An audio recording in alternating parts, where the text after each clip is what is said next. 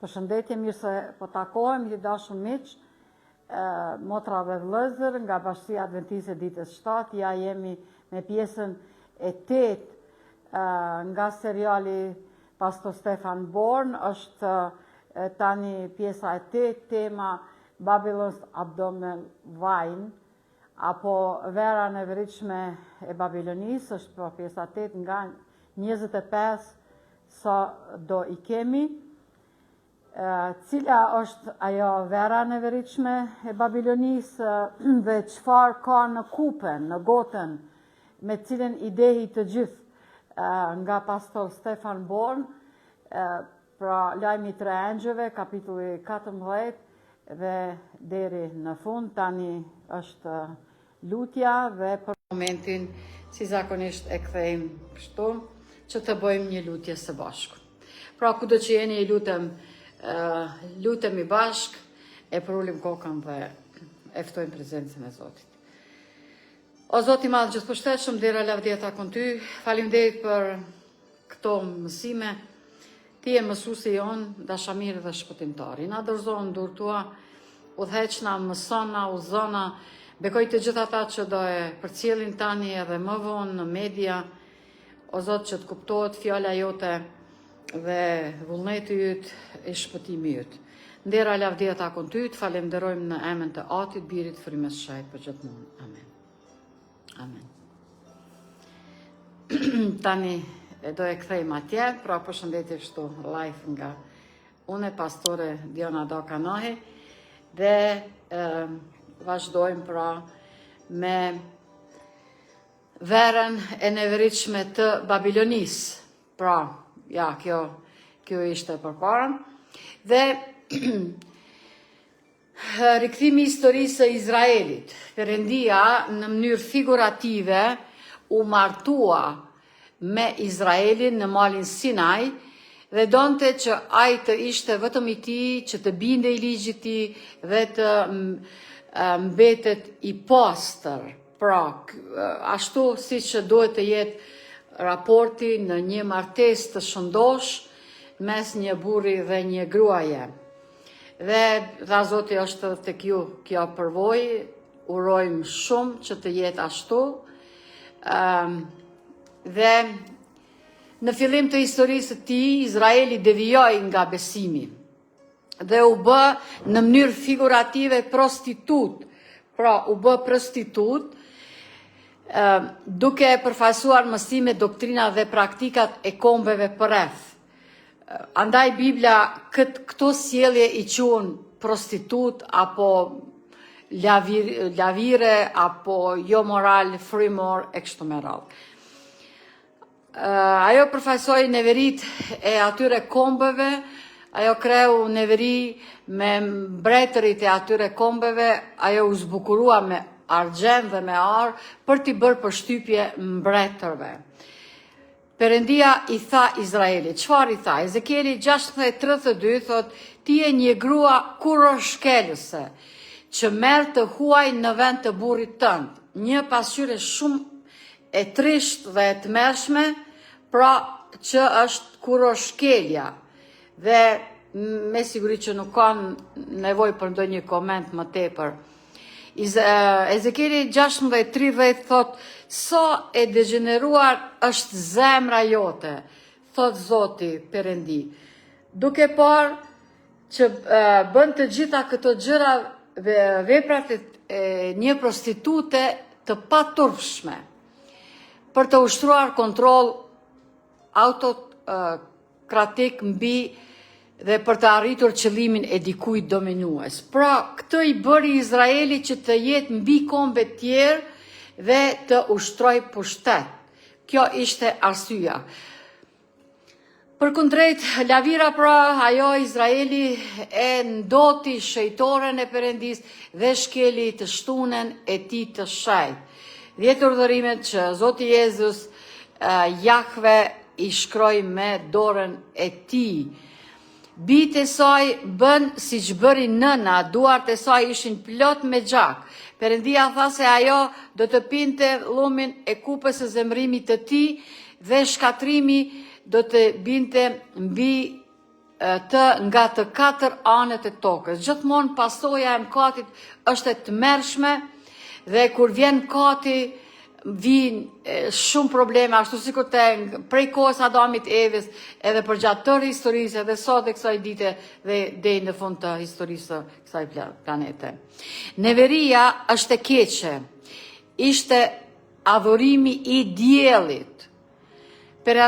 Adhurimi i diellit ishte më i përhapur, ne kemi folur edhe në të kaluar dhe të folim edhe në të ardhmen shpesh, sepse është njëri prej adhurimeve më të përhapur dhe më të thellë dhe të mërshëm kudo, me të cilin mirërisht edhe një kohë edhe hebrejnët gjithashtu e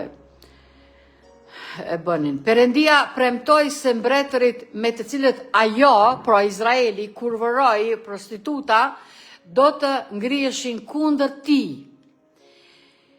Pra atje një grua kur është shkelëse që merr të huaj në vend të burrit tën. Pra një gru që lun bisht, që thot populli, pra nuk sillet si duhet dhe bën gjëra të mërshme që sjell drejt lëndimi, shkatrimi dhe dështimi. Perëndia kishte një mbetje besnike, prap se prap, edhe që pjesa dërmuese e popullit ishte jo besimtare, pra bënte jo moral frymor, si që e thot Biblia, krahason prap që nuk praktikonte neveriti e Izraelit, Perëndia i vulosi ata që të mos shkatroheshin. Shkatrimi ra mbi qytetin dhe popullin. Perëndia kishte paralajmëruar Izraelin që në fillim të historisë së tij. Levitiku 16, 18, 26 dhe 30 thot: ju pra do të respektoni statutet dhe dekretet e mia dhe nuk do të kryeni asnjë nga ato gjëra të neveritshme. As ai që ka lindur në vend, ashtu edhe i huaj që banon midis tij, sepse të gjitha këto gjëra të neveritshme i kanë bërë banorët e vendit që të ishin para jush dhe vendi i është i ndotur. Që edhe ju po të jetë se të ndotni vendit të mos ju vjell ashtu si ka vjell kombin që ishte para jush, sepse cili do që kryen ndonjë prej këtyre gjërave të neveritshme, persona që i kryen do të shkatrohen në mes të tyre.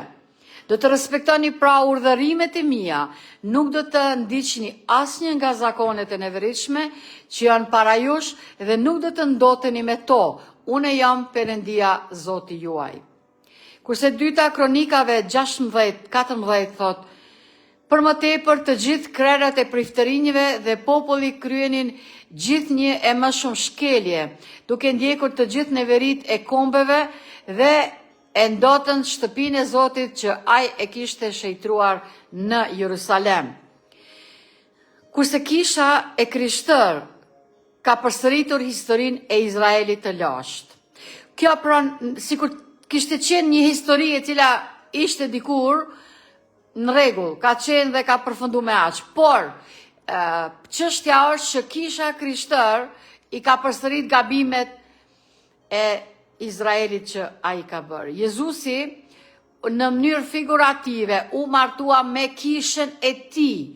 E dyta Korintas 11:2 thotë: sepse jam xheloz për ju me xhelozi hynore, sepse ju kam fejuar me një burr të vetëm që t'ju paraqes para Krishtit si virgjëresh të lirë. Pra, Jezusi është dhëndri e besimtar, ne jemi kisha apo nusja, apo e dashura, që është marrëdhënie më e afërt që ekziston në botë. Në fillim të historisë së saj, Laviria, ajo devijoi nga besimi në fillim të historisë dhe Thesalonikasve dyta, kapitulli 2, vargu 3 dhe 4 thot: askush mos ju gënjej kurrësi, sepse ajo ditë nuk do të vijë pa ardhur më parë rënja e pa u çvaqur njeriu i mkatit, i biri i humbjes.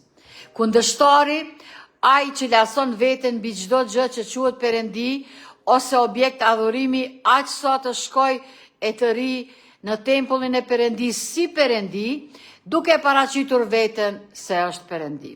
Gjëra shumë serioze dhe shumë të thella, por ja që Biblia i shpjegon shumë bukur. Ajo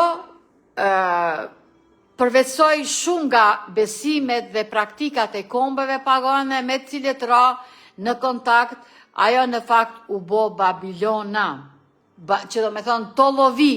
Çka do të thotë kjo? Hebrejnjët në vend të Izraelitët, në vend që të ruanin besimin e tyre, ato që e kishin nga koha e Mojsiut, edhe më herët, por sidomos nga koha e Mojsiut, e më tutje, duke mos përzi me kombe tjera, duke i adhuru, ata pra nuk dëgjuan dhe dështuan. Ajo, lavira ka përsëritur historinë e popullit të dhjatës së vjetër, Babilona, të Perëndis është gjatë pjesës së dytë të shekullit të parë, herezit po fillonin të pushtonin kishën e Krishter. Kjo do ta çonte atë të humbiste thjeshtësinë dhe pastërtinë e saj. Andaj situata që është më vonë, që e kemi të njohur, përfason kishën, besimin e lavirja përfason kishën, apo besimin e devijuar. Ky sistem fetar i devijuar do të ushtrojë sundimin mbar botror, ju lutem. Andaj është aq me rëndësi që të dimë dhe të kuptojmë se kush është Babilona, sepse ajo idei të gjithë popujt apo sundimin e ushtroi në mbar. Kjo është mënyrë figurative e paraqitur, pra lavirja e cila është e ulur mbi bishën e cila ka 7 kokë dhe ka një trup. Biblia i shpjegon të gjitha.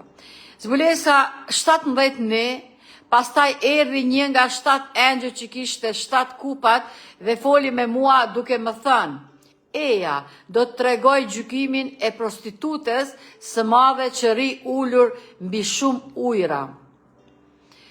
Kurse zbulesa 17:15 pastaj më tha, ujërat që pe, se Zoti me njëherë e shpjegon se çfarë është në pyetje, kur ri ulur prostituta, janë popuj, turma, kombe dhe gjuhë. Aha, do me thënë, nuk është në pyetje një gru e cila është jo e moralshme dhe në rregull çfarë të bëjmë, por është jo në pyetje popujt, turmat, kombet dhe gjuhë, mbar ndikimin e shteu në është ndikimi i saj mbar botror. Është një sistem që bashkon politikën dhe religionin, sepse ajo kurvërohet me mbretërit e tokës. Andaj është kjo shumë serioze. Zbulesa 17:2, me të cilin mbretërit e tokës kryen kurvëri dhe banorët e tokës u dehen me verën e kurvërisë së saj. Ajo ka vajza që kanë lindur prej saj dhe ndajnë shumë nga mësimet dhe praktikat e saja. Si zakonisht, vajzat i përngjajnë nënës së tyre, që ka shumë normale dhe logjike, ashtu edhe vajzat e Babilonis, e lavirës, e prostitutës gjithashtu. Zbulesa 17:5 thot, dhe në ballin e saj ishte shkruar një emër. Çfarë emri? Mister, Babilona e madhe, nëna e lavirave dhe neverive të tokës. Ngjyrat e saj të preferuara janë të purpurta dhe të kuqe, ndezur jo blu. Ngjyra blu është ngjyrë mbretërore, por kundrejt kësaj kjo është ngjyrë kuqe e dhezë, gjak. Pra lavira është e ulur mbi shumë ujëra, e stolisur me arë dhe argjend dhe ka kupe në dorën e saj. Kurse me ato që çfarë ka në kup, me të i dehi të gjithë kombet. Tu është çështja dhe problemi.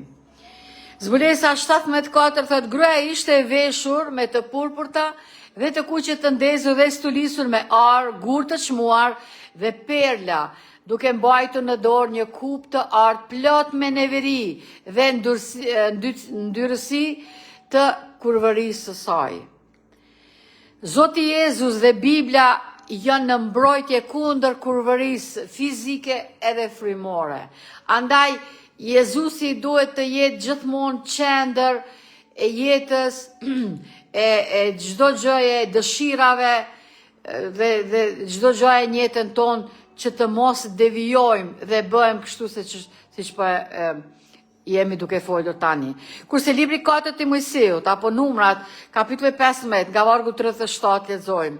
Zoti foli përsëri Mojsiut duke thënë: "Folu bijve të Izraelit, u thuaj atyre të bëjnë shufra me cepet e rrobave të tyre, brez pas brezi dhe të vendosin një fije blu në gjufkat e cepave.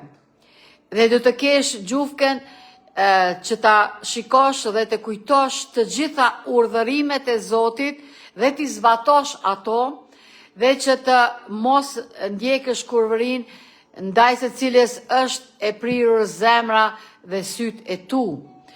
Dhe do të kujtosh dhe do të zbatosh të gjitha urdhërimet e mia dhe do të jesh i shejt për Perëndin tënd. Unë jam Zoti Perëndia juaj që ju nxori nga vendi i Egjiptit për të qenë Perëndia juaj. Unë jam Zoti Perëndia juaj." Ajo është një sistem, pra lavirja çka është? Një sistem fetar shumë i pasur që merret me or, argjend dhe gur të çmuar. Pra, nuk është një pyetje një person, një gru, por është një pyetje një sistem fetar. Cili është ai sistemi fetar? Ja Biblia në thot. Pra, ajo është e mbushur me turbim dhe përndjek ata që nuk do ta e pinë verën e saj. Këtu o problemi nëse dikush nuk do pi nga gota e kësaj lavire, ai do të jeti përndjekur. Zbulesa 17:6 thot: "E pash gruan të dehur me gjakun e shejtorëve", ju lutem, me gjakun e shejtorëve dhe me gjakun e martirëve të Jezusit, dhe kur e pash u mrekullova me habi të madhe. Gjoni ishe vegimin dhe ishe pamjet dhe kjo grua pinte nga kjo gotë gjakun e martirëve. Kush janë ata? Martirët e Jezusit. Janë besimtarë që janë sakrifiku, janë fliju, janë përzekutu dhe shkatru dhe fliju, janë mbyt pra për emër të madh të Zotit Jezus. Dhe kur e pash u mrekullova me habit të madhe, sepse normalisht nuk ka normale që dikush në emër të Zotit të bën një këdi ashtu siç na e thotë edhe historia. Mbretërit e tokës do të urrejnë prostitutën dhe do ta zhveshin. Do ta urrejnë prostitutën dhe do ta zhveshin. Zbulesa 17:16 thotë: "Dhe 10 brit që pe mbi bishën, këto do ta urrejnë prostitutën dhe do ta shkatrojnë dhe do ta zhveshin, do të hajnë mishin e saj dhe do ta djegin me zjarr. Kupa në dorën e saj, ajo ka një kup të artë në dorën e saj plot me neveri dhe ndërsi të kurvërisë së saj, të gjithë çka janë ato?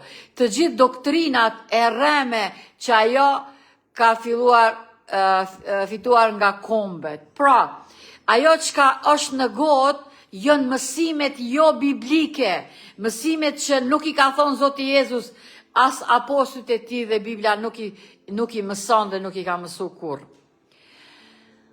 Pra, ajo i dehi banorët e tokës me verën e saj nga kupa. Dhe thot 17:2, me të cilën mbretërit e tokës kryen kurvëri dhe banorët e tokës u dehen me verën e kurvërisë së saj. Lavirja e veshë me të kuqe, e cila i dehi të gjithë kombet dhe komsit. Pastor Borni tregon një përvojë që në një ligjërim që kishte pas në Brazil, në një mbrëmje nesër kishte takim me studentët. Një studente i tha Pastor Born: "Unë kisha dashur që të bisedoj pak me juve. Pa tjetër mund urnoni Ejani dhe ata ulen dhe kjo i thot Pastor Born, ju në ligjërimin e mbrëmshëm që kishit më keni ofenduar vërtet, si ashtu më vjen keq nëse ju kam ofenduar, me çfarë ju kam ofenduar. Dhe ajo thot, keni fol keq për kishën time, vërtet, po nuk më kujtohet që unë e kom përmend asnjë kish në ligjërim. Po është vërtet që s'keni përmend, thot ajo, asnjë kish, por i keni tregu karakteristikat e asaj kishe për të cilën keni folur. Pra, në bazë se si që thot Biblia, veprave tona tregohen kush jemi dhe çka jemi. Kështu që vazhdojmë, ju lutem, me verën e kupës me plot neveri. Kupa, jo vetëm që i mbush me zemrim ata që pinë, por gjithashtu bën që kombet të çmenden ose të humbasin mendjen. Profeti Jeremi në Dhjetën e Vjetër, kapitulli 51, vargu 7 thot, Babilonia ishte një kup ari në dorën e Zotit, që e dehte tër tokën, kombet pinin verën e saj, prandaj kombet janë të çmendura. Përse do të bie Babilonia, e cila ka pas një nivel shumë të madh, pra ka qenë mbretëria, apo jo? Ju kujtohet në kohën e Nebukadnezarit e kemi thënë shumë herë. Pse do të bi Babilonia? Babilonia do të bjen sepse e hodhi poshtë mesazhin e engjullit të parë. Çfarë tregon mesazhi? Cili është? Ju e dini, nëse i shikoni me vëmendje ligjërimet nga një, i keni në YouTube, tek Bashkia Adventiste deri tek tani pjesa 8 apo mësimi numër 8, na i kemi fol për gjatë tërë kohës çfarë engjulli i parë, tani filloj me engjëllin e dytë. Çfarë tregon engjulli i parë? Engjulli i parë se thot se Jezusi u flijua një herë e mirë për të gjitha kombet e komsit, për të gjitha kohrat e të gjithë popujt. Jezusi është krye prifti ynë dhe vetëm ai është i mjaftueshëm. Nuk ka nevojë dikush tjetër, nuk ka ndërmjetësues tjetër, ashtu siç kanë hyrë, e dini shumë mirë mjerisht. Ne shpëtohemi vetëm me drejtsinë e tij dhe jo me veprat tona. Pra, nuk mund askush ta meritojmë shpëtimin, bëj këtë, bëj atë që të shpëtojmë. Jo, duhet vetëm ta shtrim dorën dhe ta marrin. Shpëtimi është falas, e kemi dhurat nga Zoti jon. Kur e pranojmë Jezusin, ne jemi të shpëtuar. Nga vdekja kalojmë në jetë, thot Biblia. Ne duhet të pasqyrojmë karakterin e Perëndis, duhet të kujdesemi për trupin dhe mendjen tonë dhe të zbatojmë ligjin, 10 urdhërimet e Zotit, të cilat gjithashtu nuk janë kuptuar si duhet, pra edhe nga shumë besimtarët. Ne jemi në orën e gjyqit, pra të gjitha këto i thot engjulli i parë të Perëndis, të pika tjetër është të vdekurit, janë të vdekur deri në ringjallje, nuk kanë shkuar as në parajs, as në ferr. Pra, ju e dini ato teori keni dëgju, kur tani është në qiell ai dashur që na ka vdek dikush nga të afërmit apo familjar dhe na shikon tani nga qielli. Kjo nuk është biblike. Biblia nuk e thot ashtu, këto janë besime pagane, se shpirti është i pavdekshëm. Dhe gënjeshtra parë që ka thonë Armiku, ka thonë ju nuk do të vdesni. Adami dhe Evës, a kanë vdek? Po, natyrisht që po. Vetëm Perëndia mund të jep jetë, Jezusi është rruga jeta e vërtetë, ai na jep jetën. Ne duhet të shenjtrojmë të shtunën në nder të krijuesit, jo që të fitojmë shpëtimin, por që ta kujtojmë krijuesin ton. Jezusi është sot në shejtroren, mbi shejtrore, jo sot, po nga vitit 1844, dhe ai ndërmjetëson për ne, janë kerubimet, të shtiveshur si krye prift, dhe temjani që janë lutjet e besimtarve, apo si që Biblia na quhen shejtorve. Zbulesa 18, ja kjo është lajmi i Angjëllit 2 tani, dhe një angjëll tjetër pasoi duke thënë, ra Babilona, qyteti madh, sepse u ka dhënë të gjithë kombeve të pinë verën e zemrimit të kurvrimit të saj. Një tjetër thirrje urgjente në fund të historisë njerëzore, Zbulesa 18, vargu 2, 3, dhe ai bërtiti me forcë me zë të lartë duke thënë, ra Babilona e madhe, dhe u bë vendbanimi demonëve, burgu i çdo fryme të ndyrë dhe kafazi i çdo shpendit të ndyrë dhe të urryer. Sepse e tregon arsyn pse të gjitha kombet kanë pirë nga vera zemrimit të kurvrisë së saj. Mbretërit e tokës kanë kurvëruar me të dhe tregtarët e tokës janë pasuruar nga luksi i saj i bollshëm. Pse ra Babilona? Nëse do ta kishim pranuar mesazhin e angjëllit parë, ajo nuk do të kishte rënë kurrë. Ajo ra dhe u bë alkolike dhe pastaj dha verën e saj banorëve të tokës. Adhurimi, cilat janë ato pikat? Çfarë ka bërë Babilona? Cilat janë ajo verë e droguar, siç thot, pra verë jo alkolike, e cila të trullos, thot Bibla. Adhurimi i idhujve është një gjë e neveritshme. Ligji për trirë, kapitulli 7, vargu 25-26, thot, do t'i djegësh shëmbëltyrat e gdhendura të perëndive të tyre me zjarr. Nuk do të dëshirosh argjendin ose arin që është mbi to. As nuk do të marrësh për vete që të mos biesh në kurth prej tyre, sepse është një gjë e neveritshme për Zotin Perëndin tënd. As nuk do të i futesh gjërat e neveritshme në shtëpinë tënde, që të mos dënohesh si ajo.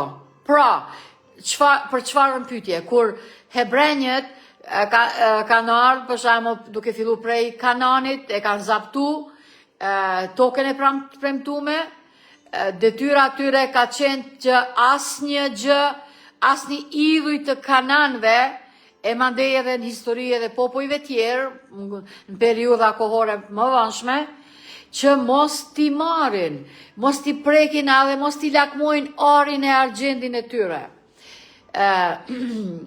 Por mjerisht ata nuk kanë dëgju. Do të urresh plotësisht dhe do ta përçmosh plotësisht sepse është një gjë e mallkuar, pra nuk është e bekuar. Dhe gjithmonë njeriu kur nuk e qet Zotin të parin para çdo gjëje dhe çka këndo tjetër dhe çka do tjetër, gjithmonë gabon. Kurse ligji për trirë, kapitulli 27, vargu 14-15 thot, dhe levitët do të flasin me zë të lartë dhe do të thonë të gjithë burrave të Izraelit, i mallkuar qoftë ai që bën një shëmbëltyr të gdhendur ose të derdhur, një gjë të neveritshme për Zotin. Pra, shëmbëltyrat, figurat, idhujt, kjo është shumë e neveritshme, dhe kur njerëzit i adhurojnë, Biblia këto e qunë neveri, tradhti, apo prostitut, apo me të gjitha këto emrat mjerisht as pak të mira. Pra, është një gjë e neveritshme për Zotin, vepër e duarve të një zanati. Dhe vendos në fshehsi. Dhe gjithë populli do të përgjigjet dhe do të thot amen. Kur Zoti ka përmes Mojsiut ka thonë, ju ka dhënë porosin, ka prit që ata të pajtohen dhe të thonë amen, që do të thot ashtu të qoftë. Zoti e dënon adhurimin e idhujve, Ju e dini të dashur miq, motra dhe vëllezër, kushdo që po e dëgjoni tani apo do ta e dëgjoni më vonë si do qoftë. Urdhëra dytë e cila është shkëput nga katekizmi dhe kështu është mësu dhe mësohet populli pra me decenje. Që thot mos ndërto figurata e kemi, ja, okej. Pikrisht është tani kjo. Egzodi 20, nga vargu 6 thot, urdhëra e dytë e Zotit, nuk do të bësh për veti një shëmbëltyr të gdhendur, asnjë ngjashmëri të ngjaje që është në qiell lart, ose që është në tokë poshtë, ose që është në ujë nën tokë. Nuk do t'i përkulesh përpara tyre, nuk do të përkulesh para tyre dhe as nuk do të shërbesh atyre, sepse unë Zoti Perëndia yt jam një Perëndi xheloz që ndëshkon paullësitë e etërve mbi fëmijët deri në brezin e 8 e të 4 të atyre që morrejnë, por tregoj mëshirë për mira për ata që më duan dhe zbatojnë urdhërimet e mia. Zoti në mënyrë kategorike ka urdhëruar që të mos bëjmë figura, piktura dhe idhuj. Ju e dini sa është kjo problematike edhe në mes të tonin, në mes shqiptarëve, kudo që janë. Bota është duke u thelluar në okultizëm dhe epokën e re, New Age, apo New Age. Këto janë të mere shumë të mëdha mirërisht edhe të përhapura që duhemi të lutemi që na mbroj Zoti nga këto që janë të gjitha përreth nesh. Ligji Petrir, kapitulli 18, nga vargu 9 lexojmë. Kur të hysh në vendin që Zoti Perëndia yt po të jep, nuk të mësosh të ndjekësh gjërat e nevoshme të atyre kombeve, nuk do të gjendet midis teje asnjë që e kalon birin ose bijen e tij në përzjarr. As ndonjë që praktikon magji, as ndonjë fallxhore, as ndonjë që interpreton orgët ose ndonjë magjistar, ose ai që bën magji, ose një medium, ose një spiritist, ose ai që thret të vdekurit, sepse të gjithë ata që bëjnë këto gjëra janë të neveritshëm për Zotin dhe për shkak këtyre neverive Zoti Perëndia yt i dëbon para teje. Kjo është pra lista e atyre gjërave që janë të bezdishme, të papranueshme dhe që janë të tmerrshme. Të largosh veshin nga dëgjimi i ligjit është një neveri. Ju e dini që madje ka shumë krishterë që thojnë vllazër dhe motra protestant, ungjillor, që 10 urdhërimet janë ligji i Zotit të shkëputur. Ata nuk kuptojnë që është shkëputur ligji ceremonial, por jo ligji moral, për cilin Jezusi ka thënë do të ekzistojë derisa ka qiell dhe tokë. Një ekstrem është mos dëgjimi i ligjit, tjetri është mendosh se mund të shpëtosh duke zbatuar atë gjë që është thelbi tek Luka 16:15 që thot. Dhe ai u tha atyre, ju jeni ata që e justifikoni vetëm përpara njerëzve, por Perëndia i njeh zemrat tuaja, sepse ajo është që vlerësohet shumë ndër njerëzit është një gjë e neveritshme para Perëndis. Njerëzit të cilët për sy e faqe para të tjerëve tregohen se janë njerëz të mirë, janë devotshëm, e kështu me radhë, e vërtet absolut nuk janë as pak. Fjalët e urta apo Proverbët kapitulli 28 vargu 9 thot, kush e largon veshin nga dëgjimi i ligjit i 10 urdhërimeve, edhe lutja e tij është një neveri. Edhe lutjen e tij Zoti nuk e dëgjon me dëshirë. Kurse proverbat apo fjalët e urta 15:8 sakrifica e të pabesit është një neveri për Zotin, por lutja e të drejtëve është kënaqësia e tij. Pra njerëz e drejtë, kush janë njerëz? Njerëz të thjesht, njerëz të dashur, njerëz që nuk i kanë shumë fytyra, njerëz që janë të gatshëm, që e pranojnë Zotin, udhëzimet, korrigjimet, mësimet e tij. Rruga e të pabesit është një neveri për Zotin, por ai e do atë që ndjek drejtësinë. Të besosh se mund të shpëtohesh me anë të veprave të tua është një gjë e neveritshme gjithashtu. Pra, unë jam njeri mirë dhe unë e kam shpëtimin, sigur se nuk rej, nuk mashtroj, nuk vjedhi, nuk bëjë moral, bla bla kështu me radhë. Jo, është gjë, absolutisht jo e vërtet, sepse asnjë njeri nuk jemi të drejtë para Zotit.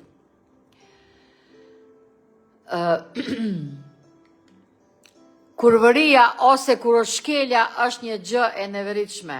Pra, jo morali, tradhtia fizike gjithashtu është e neveritshme. Jeremia 13, 26, 27, prandaj do të zbuloj cepat e rrobës sate mbi fytyrën tënde, që të duket turpi yt. Kam parë kurorshkelit e tua, hingëllimat e tua plot epsh, shurdhet e kurvërisë sate, gjërat e tua të neveritshme në kodrat dhe në fushat. Mjerë ti, o Jerusalem, a nuk do të pastrohesh akoma. Kurse ligji për trirë, 14:3 thot, nuk do të hash asgjë të neveritshme, edhe ushqimi. Pra, këtë ushqim, Biblia e qunë të neveritshëm. E ky është ushqimi jo i pastër biblik. Pra, ngrënja e kafshët pa pastër, si që është deri, si që është lepuri, devja, e kështu janë të neveritshme. Është ushqimi ideal, ushqimi bimor, ushqimi pastër dhe ky i pa pastër. Djegja e fëmijëve të tuaj në zjarr është një gjë e neveritshme. Ju e dini për ata që mësojnë për ferrin, pra do djegesh në shekuj të shekujve, çka nuk është mësim biblik gjithashtu. Jeremia 32-35 thot, dhe ata ndërtuan vendet e larta të Balit, që janë në luginën e birit të Himonit, për të kaluar bijt dhe bijat e tyre në pëzjar për Malokun. Gjë që unë nuk ua urdhërova dhe as nuk më shkoj ndërmend të bënin këtë gjë të neveritshme për të bërë Juden të mkatoj. Derdhja e gjakut të pafajshëm është një gjë e neveritshme. Pra, kur bëjmë padrejtësi dhe mësojmë gabim dhe derdhim gjak në mënyrë figurative, Biblia e thot. Ezekieli 22, kapitullin 1-2 thot, për më tepër fjala e Zotit më erdhi duke thënë, tani bir njeriu, a do ta gjykosh ti, a do ta gjykosh qytetin gjaktar? Po tregoj të gjitha gjërat e tij të neveritshme. Proverbat apo fjalët e urta 17:15 thot, ai që justifikon të ligun dhe ai që dënon të drejtin, që të dy janë njësoj të neveritshëm para Zotit. Pra, kur nuk je i drejt, nuk gjykon drejt dhe e gjykon të drejtin, e ai që nuk është i drejt, pra e justifikon apo e arsyeton duke ja mbajt anën. Fjalët e urta Proverba 6:16-19 thot, Zoti urren këto 6 gjëra, madje 7 janë të neveritshme. Për të, një vështrim krenar, pra një krenari, një shikim ashtu me përbuzje, një gjuhë gënjeshtare, gënjeshtrën, urdhëra Zotit thot mos gënje, duar që derdhin gjak të pafajshëm, një zemër që kurdis plane të liga, këmbët që vrapojnë shpejt drejt së keqes, një dëshmitar i rem që thot gënjeshtra dhe ai që mbjell grindje midis njerëzve. Pra, këto 6 gjëra Zoti edhe 7-ën, pra nuk i pëlqejnë. Homoseksualiteti është një problem në vete dhe shumë i madh. Levitiku 18:2 thot, nuk do të flesh me një burr si me një grua, është një gjë e neveritshme. Adhurimi shejtorëve, festat festive është neveri. Gjithashtu e djela e cila u miratua në katolicizëm Romak si ditë e adhurimit, sepse ishte dita e përkushtuar diellit. Është e njëjta gjë të adhurosh sikurse të festosh ditën e diellit. Kurse Ezekieli 8:16-17 thot, kështu ai që më çoi në oborrin e brendshëm të shtëpisë së Zotit dhe jatë, te hyrja e tempullit të Zotit, midis portikut dhe altarit ishin rreth 25 burra me shpinë nga tempulli i Zotit dhe fytyrat nga lindja dhe adhuronin diellin nga lindja. Dhe ai më tha, a pe këto, o bir njeriu, a është vallë një gjë e vogël për shtëpinë e Judes të kryej gjërat e neveritshme që kryen këtu, sepse a kanë mbushur vendin me dhunë, pastaj janë kthyer për të më zemruar. Madje e çojnë degen te hunda e tyre, shenja në ball është një shenjë besnikrie atyre që nuk praktikojnë gjërat e neveritshme. Në kohën kur hebrejët ishin në robërin babilonase e mandej medo-persiane, ata u ndikuan në jetën, adhurimin e atij populli dhe filluan edhe këta ta adhurojnë diellin. Pra këta janë hebrejnë, të cilët e njohin Zotin e gjallë e vërtet, të cilët e njohin Jezusin, e din Mojsiun, Abrahamin, Isakun, Jakobin, Jozefin, e kështu me radhë. Dhe i din me çfarë mrekulli Zoti ka nxjerr nga robëria egjiptase. Por ata tani prap kanë dështu duke bë figura, piktura, kohën e Jeremis, e në kohën e Danielit. Jeremia e ka para 20 vjetë ka prediku mandete dhe Danieli ka ardhur shtria e Nebukadnesari dhe marë popullin hebre e qunë në robëri. Pas asaj është koha persiane, është pikrisht kjo ngjarje. Ezekieli 9 nga vargu 1 lexojmë. Atëre ai më tha, ai thiri në veshët e mi me zë të lartë, duke thënë, le të afron ata që kanë në dorë qytetin, secili me një armë vdekjepëruese në dorë. Dhe pa prit mas 6 burra erdhen nga dritimi portës së sipërme, e cila është përballë veriut, secili me sapatën e tij të betejës në dorë. Një burr midis tyre ishte veshur me lirë dhe kishte një kallam shkrimi në krah. Ata hynë dhe qëndruan pranë altarit prej bronzi. Tani lavdia perëndisë Izraelit ishte ngritur nga kerubimi ku kishte qenë në prangën e tempullit. Dhe ai thiri burrin e veshur me li, i cili kishte kallamin dhe shkrim në krah, dhe Zoti i tha, kalo në përmes të qytetit, në përmes të Jerusalemit dhe vër një shenjë në ballin e njerëzve që pshëritin dhe vajtojnë për të gjitha gjërat e neverishme që bëhen brenda tij. Pra, çfarë pyetje? Që edhe që një pjesë e njerëzve, sikur këta 25 burra që bëjnë sikur asirianët, prap ka mbet një mbetje e cila ka qenë besnike dhe çfarë bën? Ata luten dhe të thojnë, o Zot, a është e mundur që këta njerëz dhe kanë harru kush je ti, dhe luten e çajnë e vajtojnë për popullin e vet, dhe këta Zoti i qunë njerëz besnik.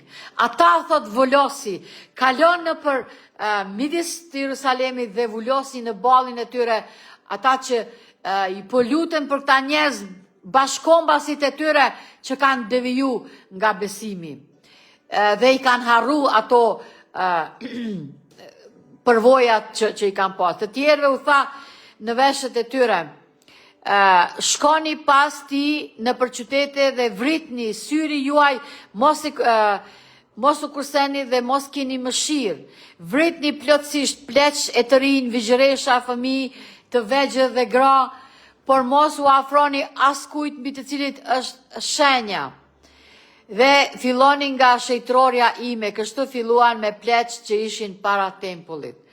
Pra, ata që e kanë shenjën e Zotit, ata që i mbajnë dhe urdhërimet, ata mos i vrit, por këta që nuk i kanë, që adhurojnë diellin, që adhurojnë idhujt, sikur njerëz tjerë, ata vriteni. Mjerisht, e dini që adhuronin mbretin e Babilonit, ja statua aty, me kokën gjarprin, që është mjerisht vetë satanaj, mandej shkopi kryqit faraonit, këto ishin babilonase e mandej asirianet që hebrenjët që e njihnin Zotin e gjallë, e vërtet, pra e bënin këtë. Jerusalemi u shkatrua për shkak të shkeljes së ligjit të Zotit. Dhe mjerisht historia është duke u përsëritur dhe do të përsëritet përsëri. Jeremia 17:27 thot, por nëse nuk do të më dëgjoni për të shejtruar ditën e shtunë, si për shembull, të mos mbani barë kur hyni në portat e Jerusalemit, ditën e shtunë, atëhere unë do të ndez një zjarr te portat e tij, do të përbi pallatet e Jerusalemit dhe nuk do të shuhet. Një citat nga ky libri Konflikti i Madh, besoj që po shihet tani këtu në fund, ndoshta fotografia është e ngushtë e gat, por thot kështu, nga Ellen G. White, Konflikti i Madh në gjuhën shqipe, apo The Great Controversy Between Christ and Satan, që është original, kur mësuesit besnik shpjegojnë fjalën e Perëndis, lindin njerëz të ditur, ministra që pretendojnë se e kuptojnë shkrimet e shajta, të cilët e denoncojnë doktrinën e shëndorë si herezi dhe kështu u largojnë ata që kërkojnë të vërtetën. Sikur bota të mos ishte e dehur pa shpresë me verën e Babilonisë, turma njerëzit do të bindeshin dhe do të konvertoheshin nga të vërtetat e qarta dhe thesare të fjalës së Zotit. O, sa e kishte qenë e mirë kjo. Por, besimi fetar duket aq i hutuar dhe i papajtueshëm sa njerëzit nuk dinë se çfarë të besojnë si të vërtet. Mëkati i mos pendesës së botës qëndron në dorën e kishës. Në derën e kishës. Thot Great Controversy, faqe 389. Këtu është libri, besoj që tani po shihet në këtë slide shumë bukur mirë, dhe ky citat, për shkak të verës së Babilonisë, shumë njerëz nuk e dinë se çfarë është e vërteta, andaj ka nevojë urgjente të lexohet Bibla, të studiohet, të mahen ligjërime të tilla dhe të kuptohet vërtetat themelore biblike. Në fund njerëzit do të humbasin sepse do të pranojnë mësimet e antikrishtit dhe mrekullit e tij në vend të së vërtetës. E dyta Thesalonikasve kapitulli 2 nga vargu 9. Ardha e të paudhit do të bëhet sipas veprimit të Satanit, me çdo fuqi, shenja dhe mrekulli të rreme, dhe me çdo mashtrim të padrejt midis atyre që humbasin sepse nuk e pranuan dashurinë së vërtetës që të shpëtohen. Dhe për këtë arsye Perëndia do të dërgoj atyre një mashtrim të fortë që të besojnë gënjeshtrën, që të dënohen të gjithë ata që nuk e besuan të vërtetën, por kënaqen me padrejtësi. Gjoni 17:17, unë gjithë sipas Gjonit, thot shenjtroj me të vërtetën, fjala jote është e vërtetë. Bibla është libër i vërtetë. Ju lutem, lexojeni rregullisht dhe vazhdimisht. Në fund Babilonia do të mbushet me demon. Besimi ynë shihet në veprimet tona. Rëmbimi, vdekja, ligji, e shtuna, shëndeti, gjykimi, ardha, adventi, një keq kuptimi këtyre doktrinave çon në pasoja në sjelljen tonë. Një citat tjetër nga ky libër, Konflikti i Madh, thotë, kur mësuesit besnik shpjegojnë fjalën e Perëndis, lindin njerëz të ditur, ministria që pretendojnë se e kuptojnë shkrimin e shajt, të cilët e denoncojnë doktrinën e shëndosh, si dhe heziti dhe kështu largojnë ata që kërkojnë të vërtetën, sikur bota të mos ishte e dehur pa shpresë me verën e Babilonisë.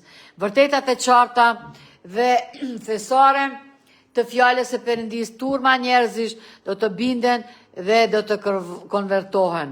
Por besimi fetar duket aq i hutuar dhe i papajtueshëm sa njerëzit nuk din se çfarë të besojnë si të vërtet. Mëkati i mospëndesës së botës qëndron në derën e kishës. Në fund njerëzit do të humbasen sepse do të pranojnë mësimet e Antikrishtit dhe mrekullitë e tij si të vërteta. Okej, këto e kemi thënë.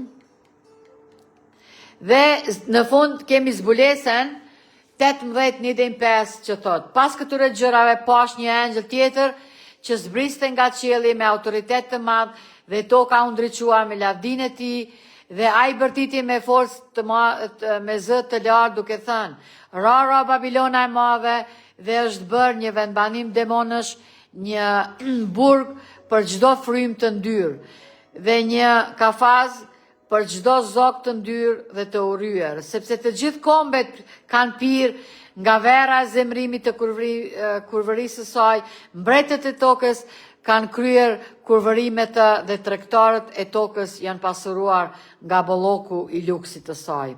Dhe dëgjova një zë tjetër nga qielli që thoshte: dilni prej saj, o populli im, që të mos merrni pjesë në mëkatet e saj dhe të mos merrni nga plagët e saj, sepse mëkatet e saj kanë arritur deri në qiell dhe Perëndia i ka kujtuar pallësitë e saj. Jezusi na fton të gjitha kombet e komsit, të gjitha gjuhët, që mos të delni nga Babilonia me verën e zemrimit të saj. Cilat janë praktikat ato, mes tjerash? Praktikat që kisha në kishë janë jo biblike, pagzimi i foshnjeve, kreshmet, nderimi i shejtorve, ndezja e qirive, djegja e tamjanit të dielen, përkulja para idhujve, çka është një tmerr që shkëput ligji urdhra 2, veshjet, kryqi i pashkve në ballë, lutja për dhe ndaj të vdekurve, rrëfimi në vesh priftërinjve, ruzarja, kryqa, shenja e kryqit, celibati që është mosmartesa e klerit, purgatori, manastirët e kështu me radhë. Këto janë disa nga vera e Babilonisë. Nuk e di a ka ndonjë pyetje, i lutem na kontaktoni. Këtu është adresa Bashkia Adventiste e Ditës 7, Buja Roka 61, Gjakov. Ju mirë presim dhe mirë takoheshim herën e ardhshme, Zoti ju bekoft.